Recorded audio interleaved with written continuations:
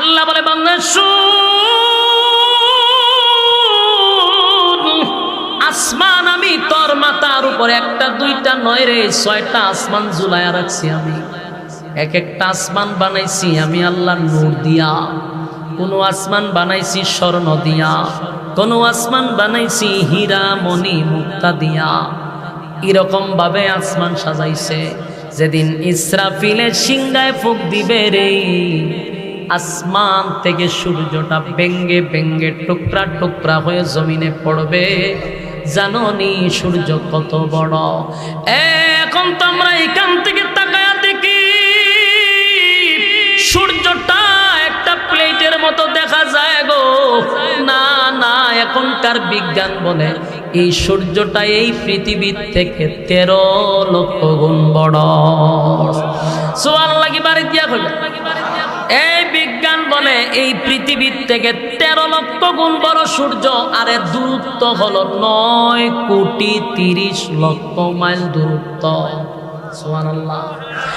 আমার প্রশ্ন হলো পৃথিবীর থেকে যদি 13 লক্ষ গুণ বড় হয়, সূর্য যদি পরে পৃথিবীর কি আর তালাশ করে পাওয়া যাবে? কথা হয় না।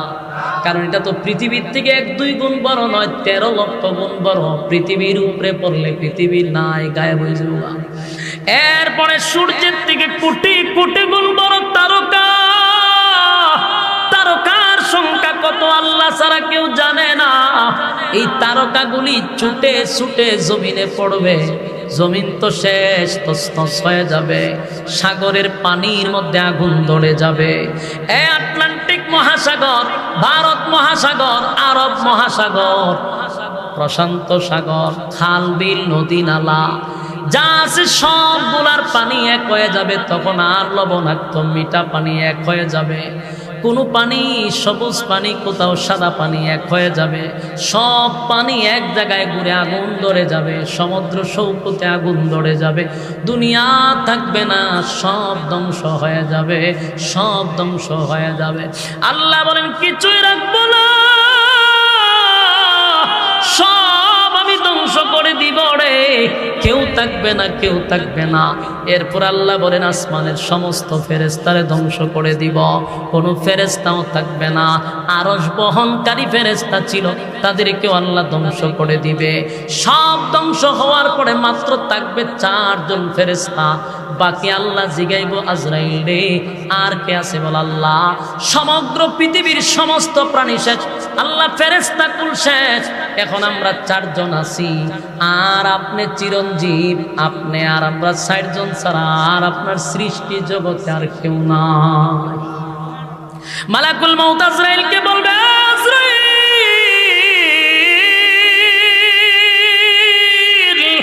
যা জিবরাইলকে শেষ করে দে। জিবরাইলও শেষ হয়ে যাবে গো। জিবরাইলও শেষ, মিকাইলও শেষ। ইসরাফিল যে দুনিয়া ধ্বংস করছে সেই ইসরাফিলও শেষ।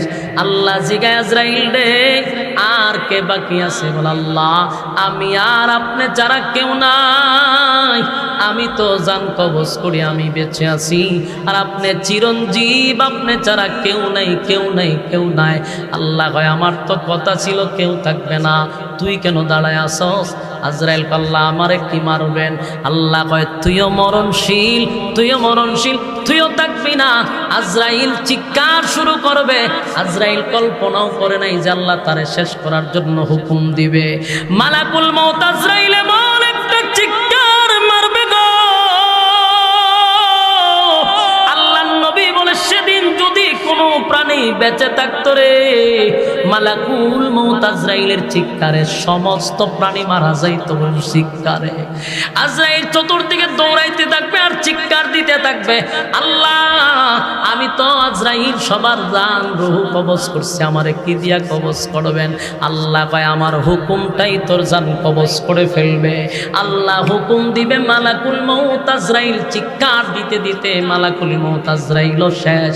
এখন আর কেউ নাই, শুধু বাকি আছে কে? জোরে কোন কে? ইমানের শক্তি দিয়া বলেন কে? আরো জোরে বলেন কে? আল্লাহ ছাড়া কেউ নাই গো। আল্লাহ রাব্বুল আলামিন বলেন ইদা যুলজিলাতিল আরদু জিলজালাহা।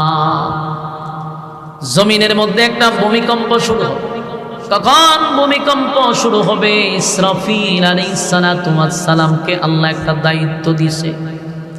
ওনার দায়িত্ব হলো যেই বাঁশিটা দিয়া ফুঁক দিবে সেই বাঁশিটা ওনার মুখে আল্লাহ লাগায়া রাখছে। ইসরাফিল কিন্তু প্রস্তুত। উনি যে আরো পরে এটা হাতে নিয়ে ফুঁক দিবে এমনটা নয়। আল্লাহ অর্ডার দিবে আর উনি হাতে নিবে আর ফুঁক দিবে, বিষয়টা এমন নয়। ইসরাফিলকে সৃষ্টি করার পর থেকে উনি কিন্তু বাঁশি নিয়ে দাঁড়ায় আছে, শুধু অর্ডারের অপেক্ষায়। অর্ডার দিতে দেরি, ফু মারতে দেরি নাই রে। আল্লাহ রাব্বুল আলামিন বলেন, ইসরাফিলরে আমি দায়িত্ব দিয়া রাখছি, অর্ডার দিব তো তামাম দুনিয়া ধ্বংস করে দিবে। যেই মাত্র ইসরাফিল আলাইহিস সালাতু ওয়াস সালাম সিংহায় ফুঁক দিবে, ফুঁক দেওয়ার সাথে সাথে এটা এত বিকট থেকে বিকট আওয়াজ শুরু হবে। প্রথম মানুষ বুঝতে পারবে না, আস্তে আস্তে যত সময় যাবে এটা বিকট থেকে বিকট থেকে বিকট হইতে থাকবে। একটা সময় মানুষ এই আওয়াজ আর সহ্য করতে পারবে না। আওয়াজের কারণে মানুষ ঘর থেকে দৌড়াইয়া বাহির হবে, কি হয়ে গেল রে, এত বিকট আওয়াজ কোথা থেকে আসতেছে। ভয়ানক আওয়াজ যত সময় যায় খালি বাড়তে বাড়তে সমস্ত প্রাণী জগৎ সব ধ্বংস হয়ে যাবে, সব মারা যাবে। কোনো ইমানদার তখন থাকবে না, কিছু বেঈমান থাকবে। বেঈমানদার যখন থাকবে তখনই আল্লাহ বাঁশি বাজাইবে। ইমানদারের উপরে আল্লাহ দুনিয়া কিয়ামত করবে না, বেঈমানদের সময় আল্লাহ দুনিয়া কিয়ামত করবে। বাঁশি বাজায়া দেওয়ার সঙ্গে সঙ্গে সব ধ্বংস হওয়া শুরু হবে, সব ধ্বংস হয়ে যাবে।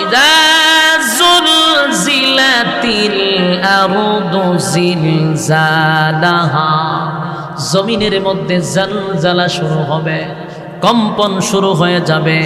আল্লাহ রাব্বুল আলামিন বলেন, জমিনের মধ্যে যখন জালজালা শুরু হয়ে যাবে, ওয়া আখরাজাতিল আরদু আসকালাহা, আর জমিনের ভিতর থেকে যত সম্পদ আছে, স্বর্ণ হীরা মণি মুক্তা, যেগুলার জন্য আমি আপনি মারামারি করছি, সব জমিনের নিচ থেকে বাহির হইতে থাকবে। স্বর্ণের খনি, হীরা মণি মুক্তা বাহির হইতে থাকবে। মানুষ দেখবে আর বলে, হায় আফসোস, যেই স্বর্ণের জন্য, যেই সম্পদের জন্য বায়ে বায়ে মারামারি করলাম, আত্মীয় স্বজনদের সঙ্গে ঝগড়া করলাম, কত মানুষকে সম্পদের জন্য হত্যা করলাম, কত মানুষের হক নষ্ট করলাম, আজকে জমিন সব বাহির করে দেয়, জমিন উগলায়া দেয়। সুবহানাল্লাহ। ওয়া আখরাজাতিল আরদু আসকালাহা, জমিন সব বাহির করে দিবে, উগলায়া দিবে, উগলায়া। হীরামণি মুক্তা সব বাহির হবে, দামি দামি দামি সম্পদগুলা বাহির হইতে থাকবে। মানুষ দেখবে আর আফসোস করবে, হায় রে জমিন তোর কি হয়ে গেল। وقال الإنسان ما لها وقال الإنسان ما لها, মানুষ এই দৃশ্য দেখে নিজেরাই বলতে থাকবে, জমিন তোমার কি হয়ে গেল, তুমি কেন তোমার ভিতর থেকে সম্পদ বাহির করে দিচ্ছ, কেন তোমার ভিতর থেকে এত দামি দামি সম্পদ বাহির করতেছ। জমিনের মধ্যে ফাটল সৃষ্টি হবে, ভয়ঙ্কর আওয়াজে জমিন উগলায়া দিবে। মানুষ তখন বলতে থাকবে, ওয়াকালাল ইনসানু মা লাহা, জমিন তোমার কি হয়ে গেল। জমিন উত্তর দেয়, ইয়াউমা ইযিন তুহাদ্দিসু আখবারাহা, এই সেদিন জমিন যা ঘটেছিল, মানে জমিনের মধ্যে যে যত আকাম পোখাম, দিনের কাম রাত্রে কাম করছেন, যুবক ভাইরা, জমিনের মধ্যে যত অপরাধ করছি, যার জুলুম করছি, যার কারো সম্পদ আমরা মাইরা খাইছি, এতিমের মাল মাইরা খাইছি, কারো উপরে জুলুম করছি, কোথাও দাঁড়ায়া জিনা করছি, কোথাও দাঁড়ায়া মানুষের টাকা মারছি, মানুষের হক নষ্ট করছি, যত অপরাধ করছি, আল্লাহ বলেন সেদিন জমিন বলতে থাকবে, ইয়াউমা ইযিন তুহাদ্দিসু তুহাদ্দিসু আখবারাহা, জমিন অনর্গল বলতে থাকবে, জমিন কথা বলতে থাকবে। জোরে কোন সুবহান। আপনারা কি বিরক্ত লাগতেছে? তাহলে কথা কি চলতো না শেষ করে দিত? জমিন কথা বলতে থাকবে, জমিন কথা বলতে থাকবে। জমিন বলবে আল্লাহ এই জায়গায় দাঁড়াইয়া এই নাফরমান জিনা করছে, আল্লাহ এই জায়গায় দাঁড়াইয়া অমুকরে খুন করছে, অমুকরে হত্যা করছে, আল্লাহ অমুক জায়গার দাঁড়াইয়া বেইনসাফি বিচার করছে, অমুক জায়গার দাঁড়াইয়া জুলুম করছে, আল্লাহ মানুষের ধন সম্পদ মাইরা খাইছে, জালেমের মতো ব্যবহার করছে। জমিন যখন অনর্গল বক্তব্য দিতে থাকবে, মানুষ কবে হায় হায় এমনটা কেন জমিন করতেছে? জমিন তো আমাদের গোপন কথা প্রকাশ করতেছে, ঘটনাটা কি? জমিন এমন আমাদের সঙ্গে আচরণ কেন করতেছে? যুবক ভাইরা, যদি দেখেন এখন জমিন বৈশাখ কথা বলতেছে, জমিন হা করে থাকবে, কথা বলবে আল্লাহ অমুক জায়গায় দাঁড়ায় নাফরমান খারাপ কাজ করছে তারে ধরেন। জমিন কথা বললে মানুষের অস্তিত্ব থাকবে। মানুষ পাগলের মতো বলবে জমিন এমনটা কেন করবো? আজকে আমাদের বিরুদ্ধে তুমি এমন ভাবে অনর্গল কথা বলতেছো, এমন ভাবে কথা বললে ধরা পড়ে যাব, ধরা পড়ে যাব। জমিন বলবে আর জমিন খাপ করে ধরে ফেলবে, উপায় থাকবে না, উপায় থাকবে না। জমিন কথা বলতে থাকবে। আল্লাহ বলেন বিআন্না রাব্বাকা আওহা লাহা, আল্লাহ তখন বলবে জমিন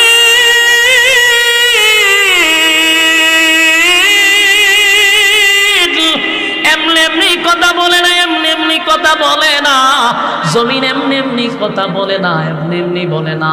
আল্লাহ বলেন বিআন্না রাব্বাকা আওহা লাহা, জমিন কথা বলে তার রব তারে অনুমতি দিছে, তার রব তাকে হুকুম দিছে, হুকুম দিছে। বিআন্না রাব্বাকা আওহা লাহা, জমিনকে হুকুম দিছে কে?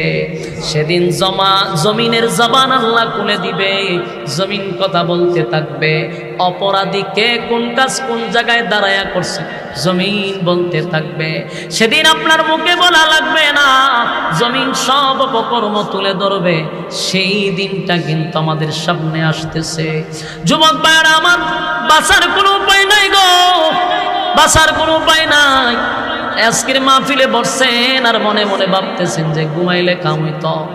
কত ঘুম আমরা ঘুমাইলাম, জীবনটা বড় শুধু ঘুমায় আর খেলায় আর হেলায় চলে গেল। রাইতে দিনে 24টা ঘন্টা মালিক দিছিল মালিকের গোলামি করার জন্য। 24টা ঘন্টার ভিতরে একটা ঘন্টাও মালিকরে দিলাম না।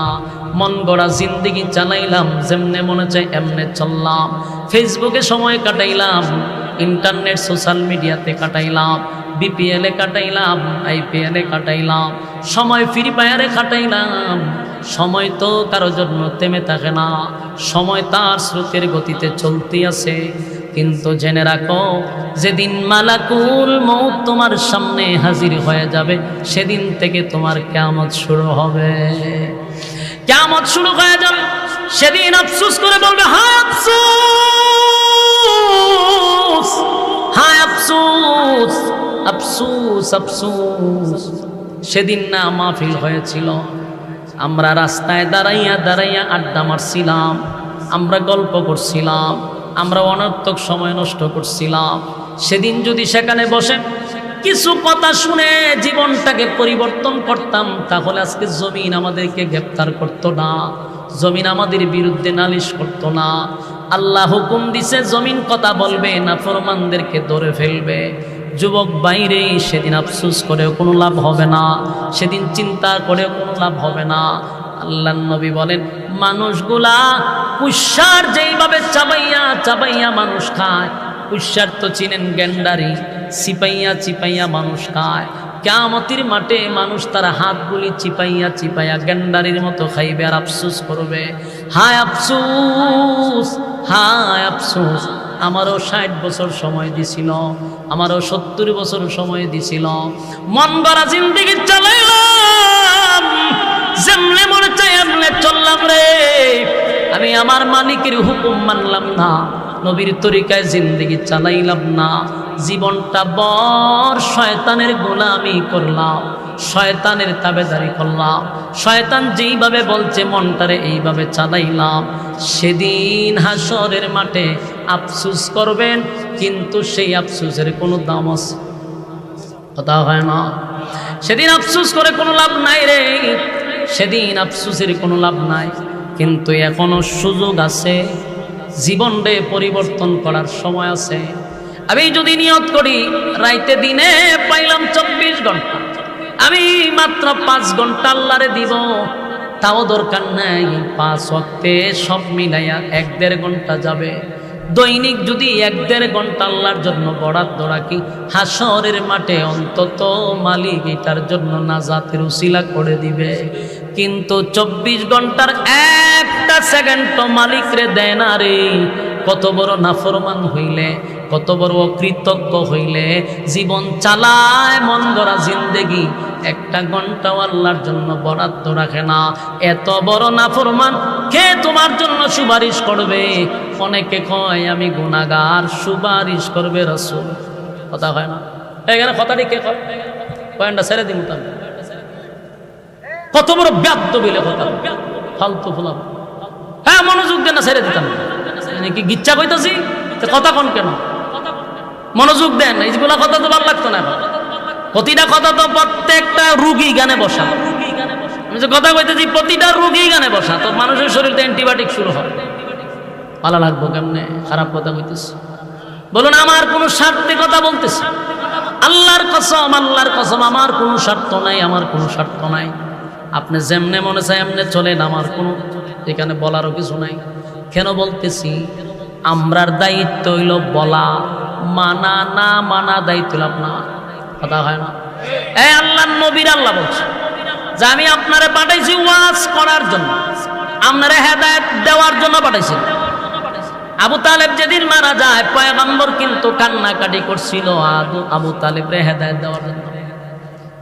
কাঁদছে আর বলছে মালিক, আমার বাবার চেয়েও বেশি বাবার আদর পাই নাই, চাচা করছে, আল্লাহ আপনি হেদায়েত দেন, হেদায়েত দেন। আল্লাহ আয়াত নাজিল করে জানাই দিয়েছে সাবধান, কথা বলবেন না।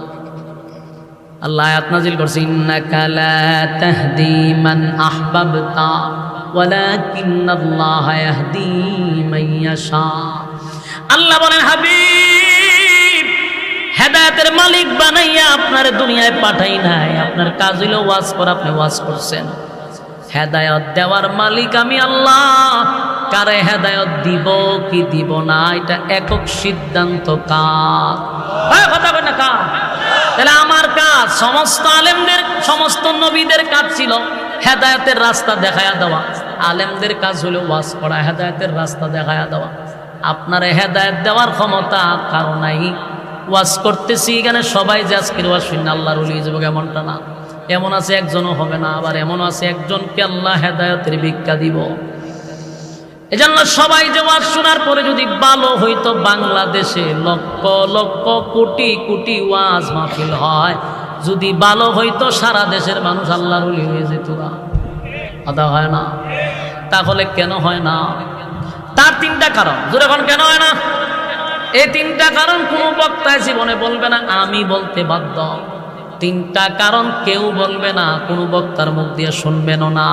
আমি বলি 1 নাম্বার হলো মাহফিল যারা করায় এরা হেদায়েতের উদ্দেশ্যে মাহফিল করায় না।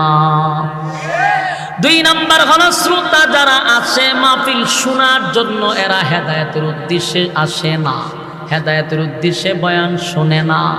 3 নাম্বার বক্তা হেদায়েতের উদ্দেশ্যে বয়ান করে না। কথা না? 3 জায়গাতেই গন্ডগোল। হেদায়েত কি আসমান ভাইরাই? কথা কয় না? এখন আসুন কেন বলে এরকমটা কেন? যেটা বুঝি এটা বাস্তব, চিরসত্য, সারা বাংলাদেশে একই সিস্টেম হইতেছে। যারা মাহফিল করায় হেদায়েতের উদ্দেশ্যে করায় না। বলে কেন করায় না? কারণ এর আর কত লোক হইতে হইব। কথা হয় না? লোক হতে হবে, মাঠ খানায় খানায় পড়তে হবে, প্রচুর মানুষ হইতে হইব, তুই বক্তা খারা দেওয়া দেওয়া যায়। তখন ইউটিউবে ঢুকে আল্লাহর ওলিদেরকে তুই আমরার মতো সম্ভক্তে দাওয়াত দেয়। বাস্তব না? বাস্তব, বাস্তব কথা। আল্লাহর ওলি অভাব নাই, কিন্তু এর দাওয়াত দিতে হলে 10 জন মানুষ হয় না। ওই যে হন যেরকম এরকম হয়ে বই থাকো। কিন্তু আমরার মতো অনেক লোক আছে যারা গেলে মাঠে জায়গা হয় না, এটা কিয়ামতের আলামত, লক্ষণ বালা না। আল্লাহর ওলিরা যারা আল্লাহরে সন্তুষ্ট করে আর দাওয়াত দিলে 10 জন মানুষ হয় না। কিন্তু আমরা এখন ভাইরাল তো খাই, ভাইরাল ভাইরাল, কোন বক্তায় টপিক নিয়ে কথা বলে সারাদিন খালি র্যাঙ্কিংয়ে থাকে, এমন বক্তারে দাওয়াত দিলে মানুষ হইব। আর নাইলে 1.5 ইঞ্চি 1/2 ইঞ্চি বক্তা তো হয়ে বেড়াচ্ছে সোহম দেও এক প্রশ্ন যে মই দিয়ে স্টেজে উঠে 26 ইঞ্চি বক্তা দাওয়াত দিছে, যে খনচান ফুস্টার হয়ে লেগে যে মই দিয়া উঠে বলে স্টেজে হয় 1.5 রাত বক্তা। এটা কি কোনোদিন কমিটি হেদায়েতের উদ্দেশ্যে দাওয়াত দিছে? 1.5 ইঞ্চিরে দাওয়াত করে দিছ হয় মানুষ আশা ওই দেখা যায় আইসে পরে বেড়া বেড়ি ভেন্ডেল ছিড়াছে ওখানে কুলো লইছে লইয়া সে হেরাই নিয়ে বয়সে উদ্দুর ছোট ছোট হাত, উদ্দুর বড় বড় হাত, এতে তিতা করে ওমা হেতে বাস করে তিতা করে ওমা এর গেলে মহিলারা শুদ্ধ আয় বসে বলো নিয়ে না এটা হেতা আসেনি। প্রথম গন্ডগোল কমিটি, বেশি মানুষ হইতে এরপরে কয় বক্তার কণ্ঠ আসেনি দেখ, তাহলে ভাবলিক বইতো বেজাল হইলে আর এরপরে শ্রোতা তো পরে বক্তা পরে, বক্তার আগে দুষছেন না গেছো কমিটি দুষ্টই। কমিটি কয় দেখি এরকম একটা বক্তা দরকার, হয় রে কণ্ঠওয়ালা বক্তা হইলে তোমার টেকা লাগবে, টেকা 1 লাখ লাগবে, অসুবিধা নেই। হয় বক্তা কিন্তু নাচতে পারে, নাচতে পারলে আরো 1 লাখ দিন, নাচানাচি যদি করতে পারে তাহলে আরো 1 লাখ দিন, 1 লাখ আর 2 লাখ এর লইয়া। এরপরে বক্তা ইয়াসেরা ভাইরাল বক্তা ফতকান হুকুর হাকুর নাচা নাচি করে কমর টমর দুলাইয়া বলে ব্যায়াম ট্যাম করে বাড়ি ছেড়ে দেয়। 1 মাসের ভিতরে আর আপনাদের আর এক্সারসাইজ করতে হবে না, ফ্যাট ম্যাট সব কমে যাবে। নাচা কিন্তু এইভাবে টান হারিয়া মিশা কথা কইতেছি, আমি দেখতে কইতেছি টানে এইভাবে তা করে শরীরের মধ্যে শয়তানের লড়া। তুই তো আজ করতে নাচস কা তাহলে হেদায়তটা করতে করতে ওই যে শ্রোতা এরও হেদায়তের উদ্দেশ্য হয় না, হয় দেখতে হেঁটে নাচা। আমি যে কথাগুলি বলছি কথাগুলি আমি বাস্তব অভিজ্ঞতা নিয়ে করছি, আমার কথা একমত অথবা না হইতে পারে, কিন্তু আমি যেটা বলছি 100% বাস্তব, মানে বিশ্বাস করে না না, কিন্তু এখন কথাগুলি মনোযোগ দিয়ে শুনুন। এই মাহফিল কিন্তু এখানে যারা দাওয়াত দিছে এমন উদ্দেশ্যে দাওয়াত দেয় না, এখানে সব খালি আমার মতো অযোগ্য ছাড়া সব এক একজনের জুতার দুলার সমান আমি না। এই পুষ্টরও যারা নাম জুতার দুলার সমান আমি না, তাহলে এই মাহফিলও দাওয়াত দিছে যাদেরকে আল্লাহ এই মানে কবুলিয়তের উদ্দেশ্যে এরা দাওয়াত দিছে, কারণ এখানে একজন অযোগ্য নাই আমি ছাড়া সব যোগ্যবান। তাহলে সুতরাং এদের মাঝখানে যেহেতু আমি ফিরে গেছি গা তখন আমি অযোগ্যই, কিন্তু আপনারা তো অযোগ্য ব্যক্তির কথাটা বিপদ বিরক্ত শুনতেই যেহেতু বইছে, মানে আপনারা যদি হত্যা করে আমাদের আশা করেন আমাদের কথা কন তাহলে তো আমি আরো যোগ্য হয়ে যাবো, মানে আপনারা কি আর 10টা মিনিট আমার ওয়াজ করবলে দিবেন না। তাহলে যে আমার কথাটা বামে দেবো, আমি তো একটা ধারাবাহিক আলোচনা করছিলাম, এই কথা কইলে যে কি ক্ষতি হয় এটা এখন বুঝতেছেন। আমি গেছিলাম একটা ধারাবাহিক আলোচনা, কিন্তু হ্যাঁ আমার বামার ডুবাই দিছে, আর এই বামারটা ডুবাই একটা শয়তান আরো বর করে লারা দেয়, কারণ বক্তা সিরিয়ালে বয়ান করতেছে, কিন্তু হেরে লড়াইতে পারলে সিরিয়াল নষ্ট হবে। আল্লাহর কসম এটা শয়তানের চক্রান্ত। আপনার এই মাঝখান বামারটা ডুবাই তাহলে আর আওয়াজটা লাইনও যেত, 5টা লাইনে উঠতে গেছি আবার দেখা করে না, পরে আমার নিজের একটা না কোরআনতে শুরু করছিলাম কোরআন শেষ করছিলাম।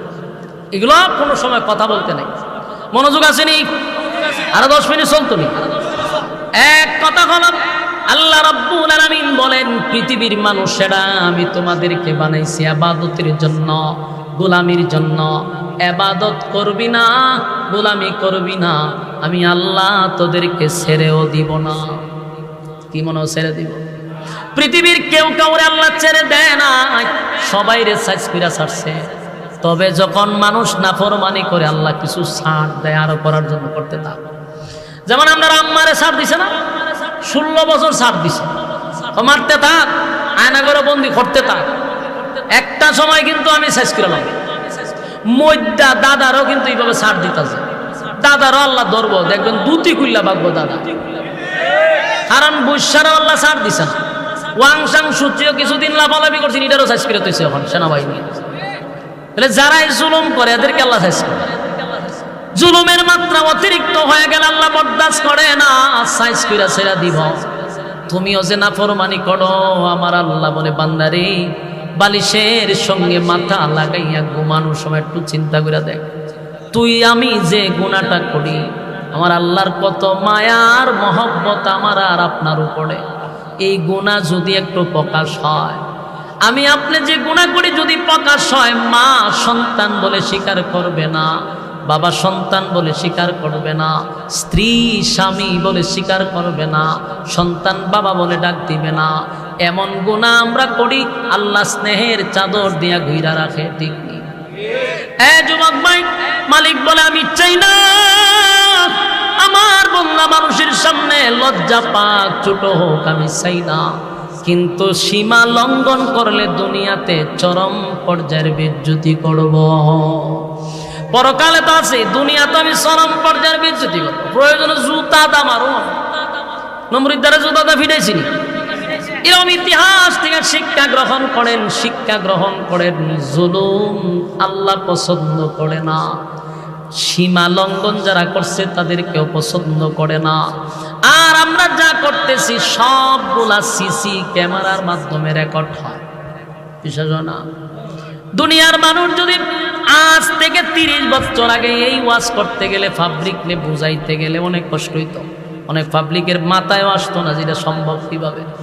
30 বছর পরে যে কিরামান কাতিবিন আমার সামনে দাঁড়ায় আছে, এদের কারণে এখন সহজ হয়েছে নি? তা কথা বলি না, এই যে আমার কথা রেকর্ড হইতেছে, ঠিক না? আমি হাত কেমনে কি করতেছি না করতেছি সব কিন্তু লারা সারার মাধ্যমে রেকর্ড হবে। আমার কথা, আমার বাচন ভঙ্গি, কথাবার্তা সব রেকর্ড হইতেছে।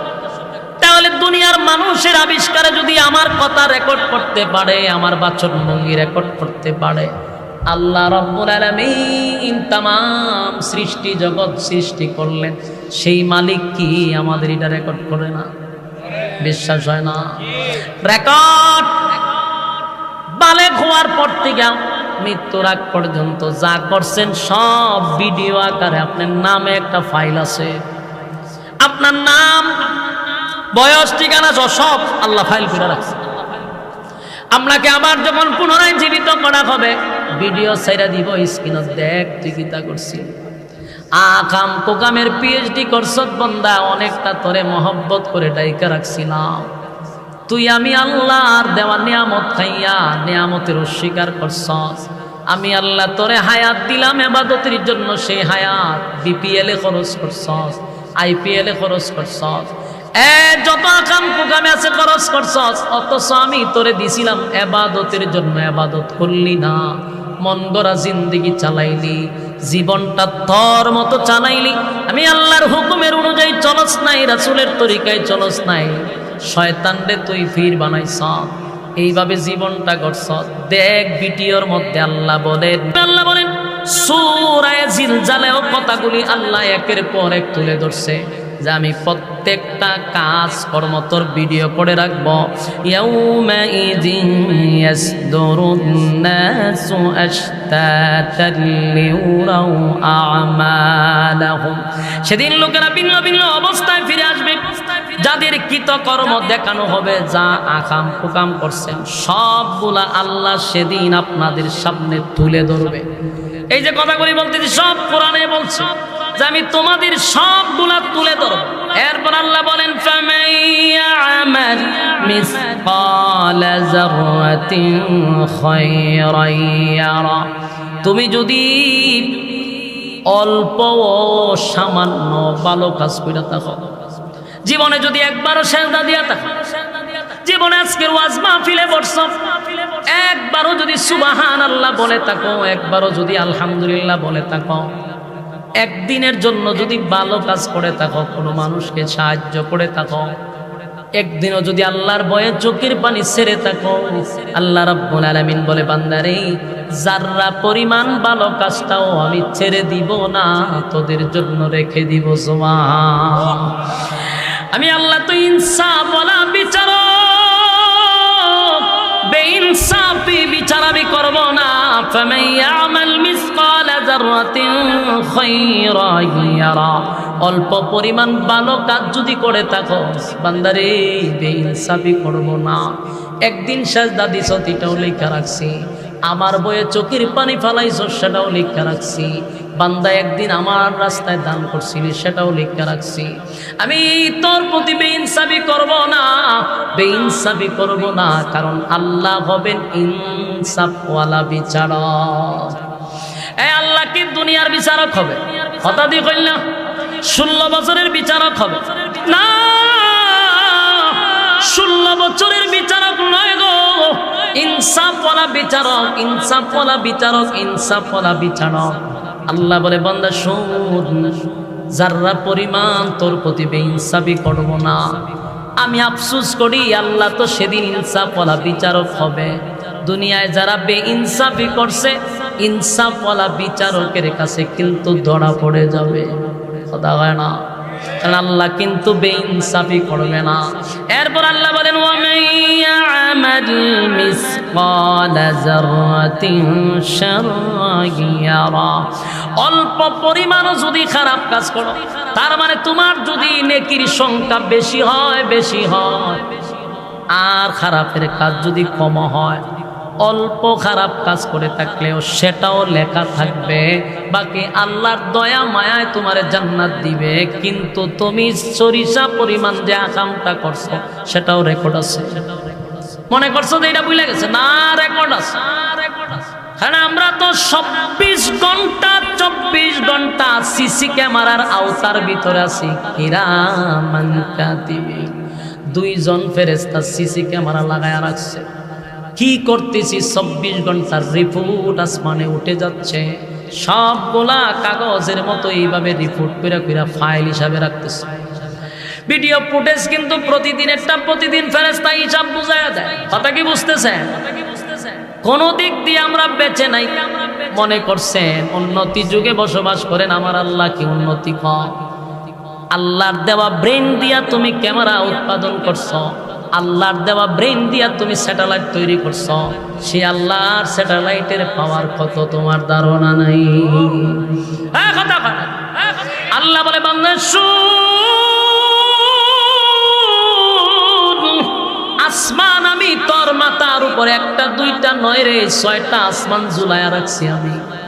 এক একটা আসমান বানাইছি আমি আল্লাহর নূর দিয়া, কোন আসমান বানাইছি স্বর্ণ দিয়া, কোন আসমান বানাইছি হীরা মণি মুক্তা দিয়া। এরকম ভাবে আসমান সাজাইছে, যেদিন ইসরাফিলের সিংহায় ফুঁক দিবে রে, আসমান থেকে সূর্যটা ভেঙ্গে ভেঙ্গে টুকরা টুকরা হয়ে জমিনে পড়বে। জানোনি সূর্য কত বড়? এখন তো আমরা এখান থেকে তাকায়া দেখি সূর্যটা একটা প্লেটের মতো দেখা যায় গো।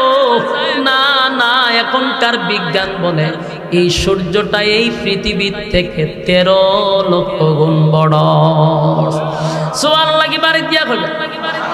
এই বিজ্ঞান বলে এই পৃথিবীর থেকে 13 লক্ষ গুণ বড় সূর্য, আরে দূরত্ব হলো 9,30,00,000 মাইল দূরত্ব। সুবহানাল্লাহ। আমার প্রশ্ন হলো পৃথিবীর থেকে যদি 13 লক্ষ গুণ বড় হয়, সূর্য যদি পরে পৃথিবীর কি আর তালাশ করে পাওয়া যাবে? কথা হয় না, কারণ এটা তো পৃথিবীর থেকে 1-2 গুণ বড় নয়, 13 লক্ষ গুণ বড়। পৃথিবীর উপরে পড়লে পৃথিবীর নাই, গায়েব হয়ে যাবে। এরপরে সূর্যের থেকে কোটি কোটি গুণ বড় তারকা, তারকার সংখ্যা কত আল্লাহ ছাড়া কেউ জানে না। এই তারকাগুলি ছুটে ছুটে জমিনে পড়বে, জমিন তো শেষ, তছনছ হয়ে যাবে। সাগরের পানির মধ্যে আগুন ধরে যাবে। আটলান্টিক মহাসাগর, ভারত মহাসাগর, আরব মহাসাগর, প্রশান্ত সাগর, খাল বিল নদী নালা যা আছে সবগুলার পানি এক হয়ে যাবে। তখন আর লবণাক্ত মিঠা পানি এক হয়ে যাবে। কোনো পানি সবুজ পানি, কোথাও সাদা পানি এক হয়ে যাবে। সব পানি এক জায়গায় ঘুরে আগুন ধরে যাবে। সমুদ্র সৈকতে আগুন ধরে যাবে। দুনিয়া থাকবে না, সব ধ্বংস হয়ে যাবে, সব ধ্বংস হয়ে যাবে। আল্লাহ বলেন কিছুই রাখবো না, সব আমি ধ্বংস করে দিব রে, কেউ থাকবে না, কেউ থাকবে না। এরপর আল্লাহ বলেন আসমানের সমস্ত ফেরেশতারে ধ্বংস করে দিব, কোনো ফেরেশতাও থাকবে না। আরশ বহনকারী ফেরেশতা ছিল, তাদেরকেও আল্লাহ ধ্বংস করে দিবে। সব ধ্বংস হওয়ার পরে মাত্র থাকবে 4 জন ফেরেশতা। বাকি আল্লাহ জিগাইব আজরাইল রে আর কে আছে বল? আল্লাহ। সমগ্র পৃথিবীর সমস্ত প্রাণী শেষ, আল্লাহ ফেরেশতা কুল শেষ, এখন আমরা 4 জন আছি, আর আপনি চিরঞ্জীব, আপনি আর আমরা 60 জন ছাড়া আর আপনার সৃষ্টি জগতে আর কেউ নাই। মালাকুল মউত আজরাইলকে বলবে, আজরাইল